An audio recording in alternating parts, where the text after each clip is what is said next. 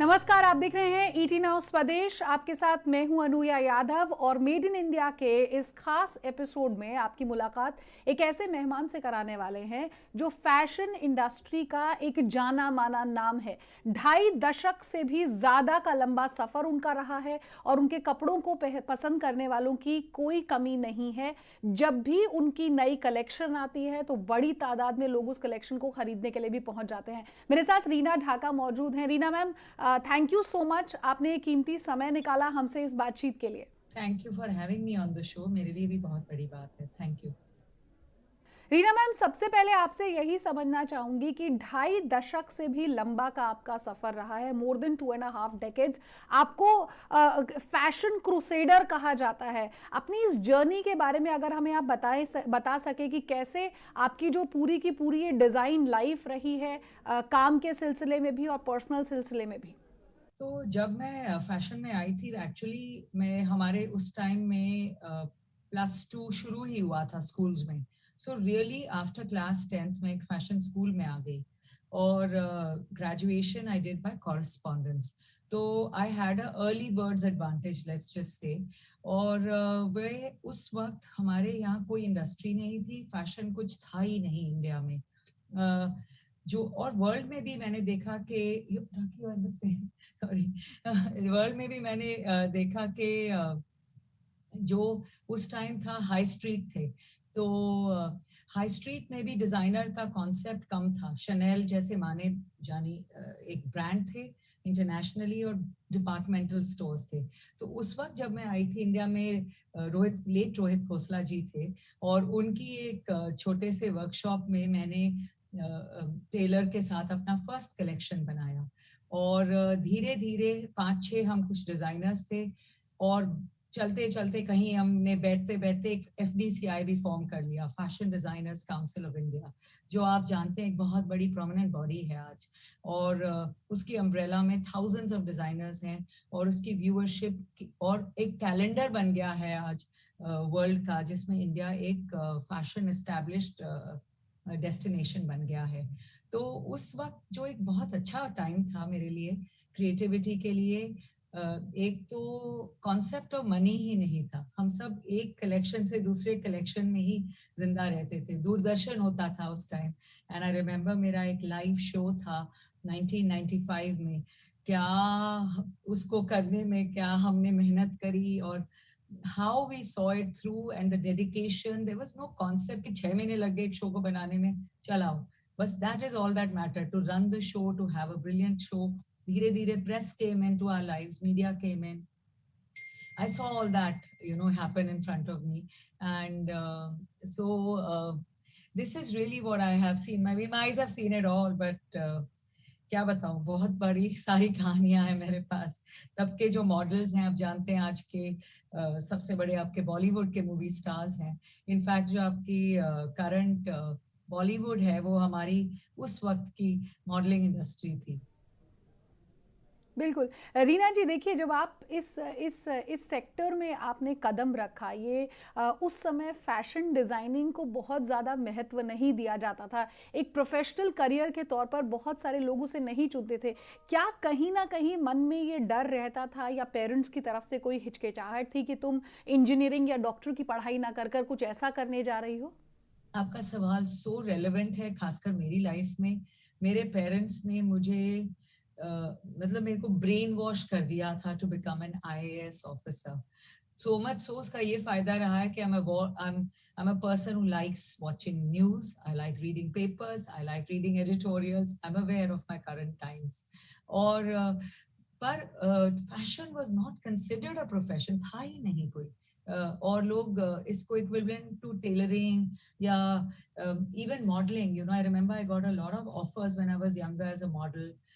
एक कोई French magazine के लिए, उसकी मेरे पास कोई प्रूफ भी नहीं है, ग्लैमूर मैगजीन के लिए मैंने खुद ही सेंटर फोल्ड में उनके काफी बड़ी शूट करी थी चांदनी चौक में। उन्होंने मेरे को, they found me in a restaurant in Delhi, and I was only 22 years old. So what I'm trying to say is, uh, modeling, fashion, glamour, they were not considered that time prestigious enough for a girl to be in. And आज आप देखेंगे बड़े से बड़े हमारे customers हैं, family members हैं, सारे, चाहे उनकी वाइफ्स हों, चाहे उनके बच्चे हों, सबके सब फैशन में जुड़ गए हैं। तो ये एक वेव सा आया, हम लोग को रियलाइज नहीं हुआ कि हम उस वेव के टॉप में हैं। We created that wave. Reena ji, समय बहुत बदल गया है ज़ाहिर तौर पर। अब जो फैशन पहले फैशन स्टेटमेंट के लिए जहां बड़े बड़े रईस लोग जाने जाते थे, आज की तारीख में आपको सड़कों पर भी फैशन दिखाई देता है, क्योंकि आज की जो हमारी जनरेशन जी है वो काफ़ी ज़्यादा एक्टिव है फैशन को लेकर। किस तरह का बदलाव आपकी नज़र में देखने के लिए आया है, क्योंकि आपने वो शुरुआती दौर भी देखा है जो 2.5 दशक पहले था, करीब करीब 25 साल पहले, और आज का वो दशक जब आप युवाओं को देखते हैं कंप्लीटली डिफरेंट स्टाइल में। इंडिया में फैशन तो था, उस हमारी जो सड़कें हैं, हमारी जो हजारों गॉड्स और हमारे हजारों साड़ियां और हमारे हजारों टाइप के लोग एक ही क्षण में मिल जाएंगे आपको सड़क पर। वो इंडिया की फैशन की हिस्ट्री, इंडिया की फैशन की स्टोरी तो बहुत सदियों पुरानी है। इनफैक्ट आज तक पूरे वर्ल्ड का फैशन खत्म नहीं हुआ है हमसे कहानियां ऑब्जॉर्व करते हुए, चाहे वो रेफरेंसेस हो, इन्फ्लुएंसेस हो, मैन्युफैक्चरिंग हो। मैन्युफैक्चरिंग में तो इंडिया पहले में भी था, पर जो हमारे आज के एज है उसमें मैंने भी देखा है कि जो मेरे ही टाइम के हमारे जो मास्टर्स होते थे, हमारे पुराने टेलर्स होते हैं, अब उनके वो अपने बच्चों को पढ़ा पाए हैं अच्छी फैशन इंस्टीट्यूट्स में। अब वो लोग भी आगे जा करके डिजाइनर्स बन गए हैं। तो ये एक बहुत मेरे लिए बहुत अच्छी बात है कि कई बार हमारे ही पुराने जो वर्कर्स हैं उन्होंने अब टीम्स बना ली हैं और they are doing very well. Child, चाहे डॉटर सन हो या फादर हो, father could be a pattern master, could be a tailor, कैसे उन्होंने मेहनत करके वो जनरेशन को एजुकेट करा इस प्रोफेशन में, और आज वो रिजल्ट्स देख रहे हैं। तो कई तरह के इस टाइप के एग्जाम्पल्स हैं। स्मॉल सिटीज में हमारी बहुत सारी अब फैशन की प्रोडक्शंस हैं, लोकल डिजाइनर्स हैं, कितने इंस्टीट्यूट्स हैं हमारे कंट्री में। अब निफ्ट्स हैं, FITs हैं, not FITs, I think other, like मैं थोड़ी हुई जानती हूँ, पर्ल है, JD है, और कई इंस्टीट्यूट्स हैं जो हर जगह मशरूम हो गए हैं और वो ट्रेन कर रहे हैं। तो वो स्टूडेंट कहाँ अब्जॉर्ब होगा? एटलीस्ट आई थिंक 10-15 या I don't know lakhs of students per year निकल रहे होंगे who are trained in fashion today. तो वो भी अपने लिए एक मार्केट बनाएंगे, एक बेस बनाएंगे कस्टमर का। तो इसी को हम इंडस्ट्री कहते हैं आज। बिल्कुल। रीना मैम, एक एक अहम बात ये कि पिछले 2 साल से जैसा भी माहौल हमने देखा है दुनिया भर में, देश भर में, इस पैंडमिक की वजह से तमाम सेक्टर्स जो है वो अफेक्टेड हुए। फैशन इंडस्ट्री किस तरह से अफेक्ट हुई, और आपके जीवन में, आपकी दिनचर्या में या आपके बिजनेस में क्या कुछ बदलाव रहा, और किस तरह के चैलेंजेस आपने फेस किए, and how did you actually overcome them? रहे हैं तो जैसे कि जब पहला लॉकडाउन हुआ था, वो तो सबको एक ओवरनाइट हुआ, तो इतना डर बैठ गया था कि जैसे वो मार्च में हुआ था, आई थिंक 2020 में, towards the and in Delhi, I don't no Bombay वगैरह का लॉकडाउन में आए, बट सब ऐसे जैसे भागने लग गए। Everybody wanted to run to safety, और इसीलिए आपने देखा कितने स्टैम्पीड्स हुए, कितना लॉस ऑफ लाइफ हुआ। और वो अनप्रिपेयर्डनेस के कारण जो वो माइग्रेंट वर्कर्स हैं वो हमारे ही इंडस्ट्री के हैं काफी सारे, लाइक प्रोडक्शंस होती हैं हमारी फैक्ट्रीज में, तो वो कई बार हम जॉब वर्कर्स यूज करे जाते हैं। तो कितना सारा वो माइग्रेंट वर्कर, क्या उन्होंने जर्नी करी कि मेरे लिए तो आज तक वो एक मेरे हार्ट पे जैसे वो एक एचिंग हो गई है उनकी वो जर्नी। मेरे को बहुत दुख हुआ उसके बारे में। तो ये तो मेरी कलेक्शन में भी जब हमने बनाया था वो लास्ट फिजिटल में, हमने ये माइग्रेंट वर्कर्स की जर्नी पे डेडिकेट करा था कि कैसे उन्होंने हमें हिम्मत दिखाई है, क्या ग्रिट है उनमें, क्या परसिवियरेंस थी कि वो पहुंच पाए अपने घरों में। The need to go back home हर एक के लिए जरूरी रहा है। और फिर जब वो वापस आए, फिर से एक और लॉकडाउन आया, पर दूसरी बार हम सब प्रिपेयर्ड हो गए हैं। और ये भी मैंने देखा है कि वापस आ रहा है वर्कर आज, बीच में नहीं आना चाहता था वो। उन्होंने लगा कि गांव ही बेटर है हमारे लिए, क्यों हम आए शहर, फिर खर्चा करके वापस जाएंगे, फिर हमें वापस भेज दिया जाएगा। बट आई थिंक अब 2 लॉकडाउन के बाद वर्कर का इंटरेस्ट है to come back to work. He is ready to restart his life, rebuild, and they are there. Ma'am, क्योंकि आपने माइग्रेंट वर्कर की बात करी, मैं हैंडलूम इंडस्ट्री की भी बात करना चाहूँगी, जिसका काफ़ी ज़्यादा जोर है सरकार की तरफ से. सरकार काफ़ी ज़्यादा प्रमोट कर रही है और आप जैसे बहुत सारे फैशन डिज़ाइनर्स हैं जो एक्चुअली हैंडलूम सेक्टर को, हैंडलूम इंडस्ट्री को आगे की तरफ भी ले जा रहे हैं. ऐसे में क्या कुछ और अहम कदम उठाने बाकी हैं रीना मैम, ताकि ज़्यादा से ज़्यादा एम्प्लॉयमेंट होने के साथ साथ ये जो हमारा पूरा हैंडलूम इंडस्ट्री है इसे इंटरनेशनली और भी ज्यादा बढ़ावा मिल सके?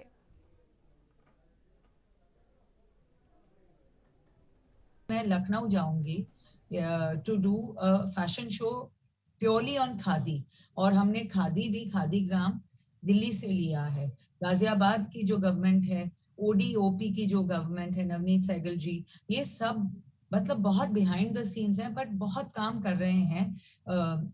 एक और Siddharth Nath ji, towards the development of khadi, और उनके साथ हम बिल्कुल जुड़े हुए हैं. और इससे क्या हो रहा है कि एक तो अवेयरनेस हो रही है, डिजाइनर की अपनी जो फॉलोइंग है एक ट्रेंड बनाती है. एक डिजाइनर के पीछे और भी डिजाइनर्स होते हैं जो कि उसके काम को पकड़ेंगे, इन्फ्लुएंस को पकड़ेंगे.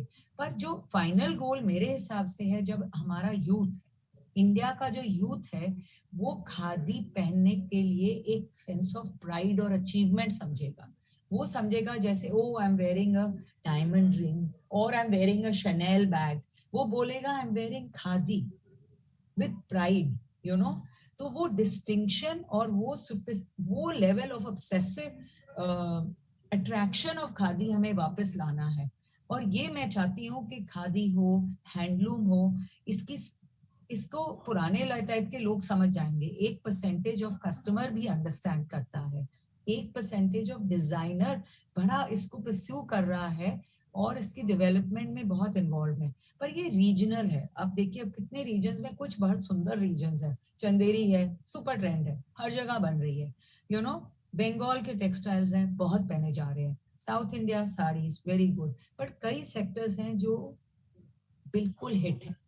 वो सेक्टर्स का वीवर कहाँ जाएगा, उसको कैसे लाइमलाइट में लाएं, उसका सर्वाइवल कैसे एंगेज करें, how do we generate a trend, how do we generate a demand.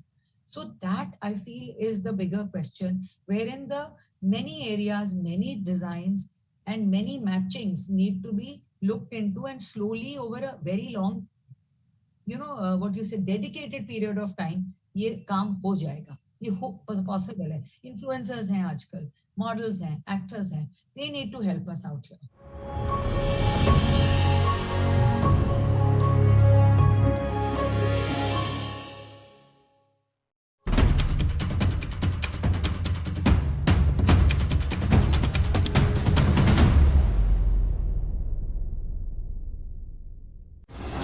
Channel partner National Stock Exchange. Channel partner Union Bank of India. Good people to bank with.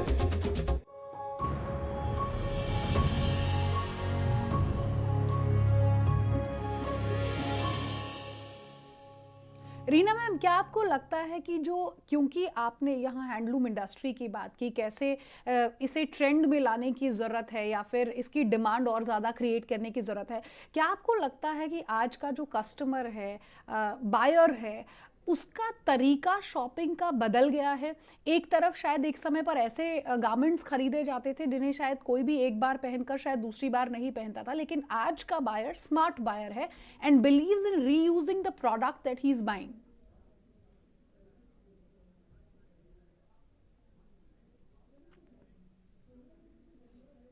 Thing is the price per piece. Now that is a problem also with handloom sector. The weaver will take slowly, कई processes, हर weaver के हर type technique के अलग type के होते हैं. कई वो एक साड़ी बुनेगा 3 महीना में, कई 2 इंची बनाएगा पूरा 1.5 दिन में. तो you know how to re-engage them and reconnect them. जैसे जो आदमी के पास प्रोडक्शन कम है पर उसका टाइम ज्यादा है, उसको उस मार्केट के साथ जोड़ा जाए जहां वो विलिंग टू पे है फॉर स्लो फैशन. उसके भी बायर्स हैं, वो जैसे कॉनॉसर्स हैं, पुराने ट्रेडिशनल फैमिलीज में, दे अंडरस्टैंड, वो खरीदना चाहते हैं. बट मोर और less market is very price conscious. It's very combative, and as you said, they don't want to reuse. So we need to adjust in those, which is a volume game, you know. तो volume game में आने के लिए you need एक catch-22 है.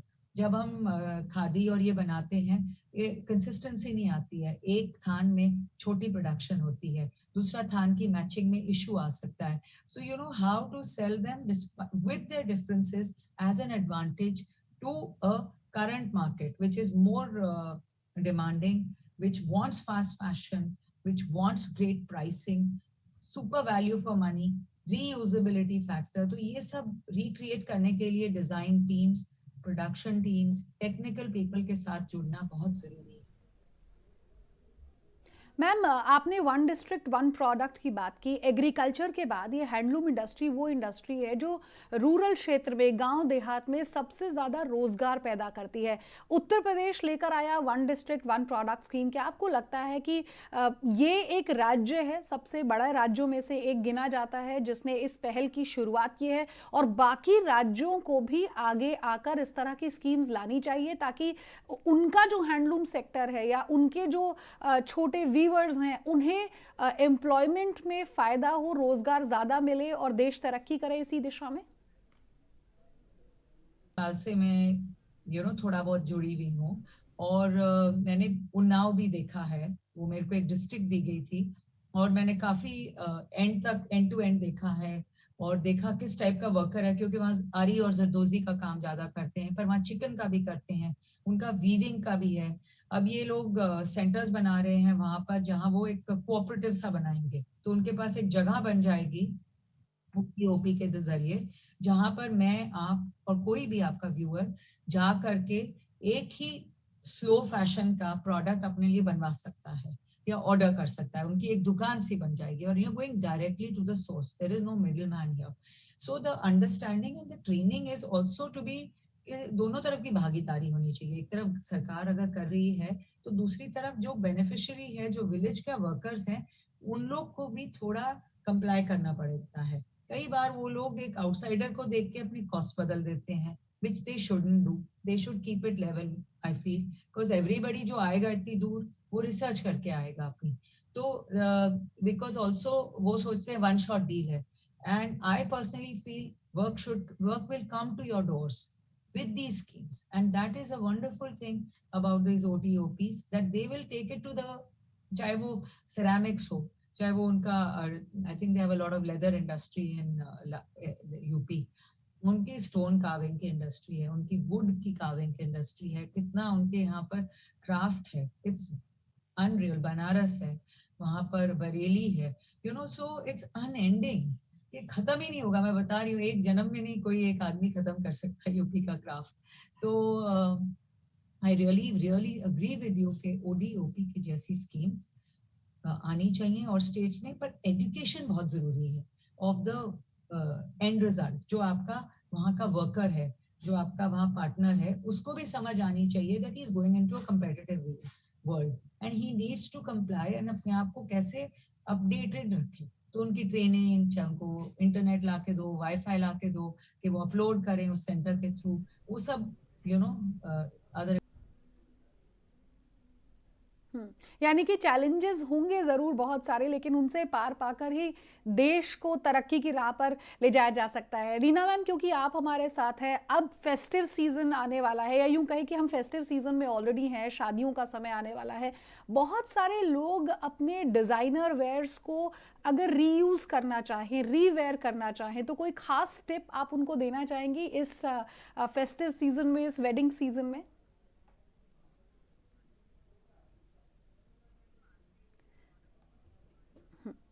Reena ma'am, हम लोगों ने यहाँ पर अभी रीना मैम, हमने बात की हैंडलूम सेक्टर की और कैसे इसे बढ़ावा देने के लिए चैलेंजेस बहुत सारे हैं, लेकिन फिर भी मिलकर अगर काम करेंगे तो देश जाहिर तौर पर इस सेक्टर को और आगे बढ़ा सकेगा और तरक्की की नई राह पर लेकर चलेगा. लेकिन क्योंकि अभी वेडिंग सीजन है, फेस्टिव सीजन है, ऐसे में अगर कोई भी अपने रीयूज करना चाहेगा, फैशन ट्रेंड को एक बार रिवाइव करना चाहेगा और अपने पुराने कपड़ों को दोबारा एक नया स्टाइल देना चाहेगा 2021 में, तो आपकी टिप्स उसके लिए क्या होंगी?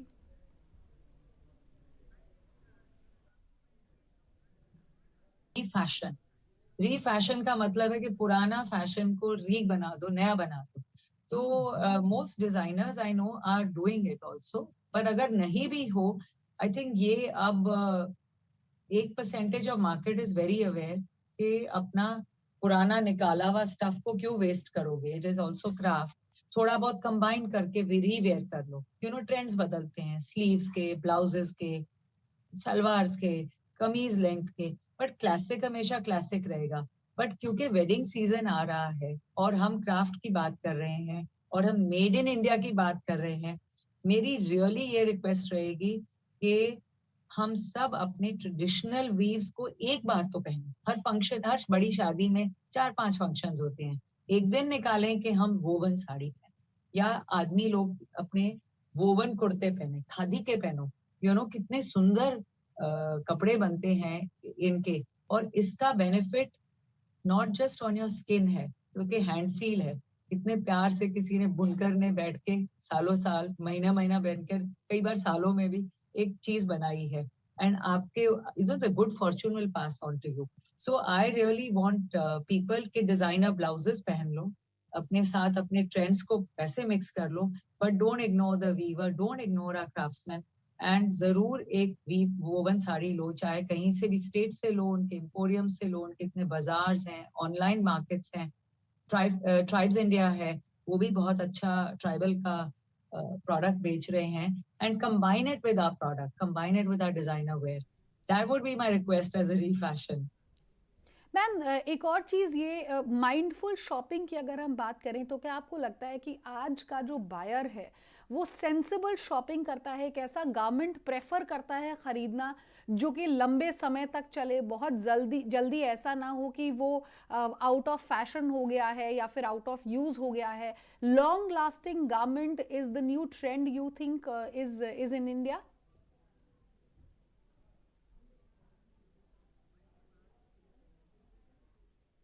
Frankly it's come around because of, उसका कॉज तो हम ही है ना, मैन ने ही अर्थ को खराब करा है।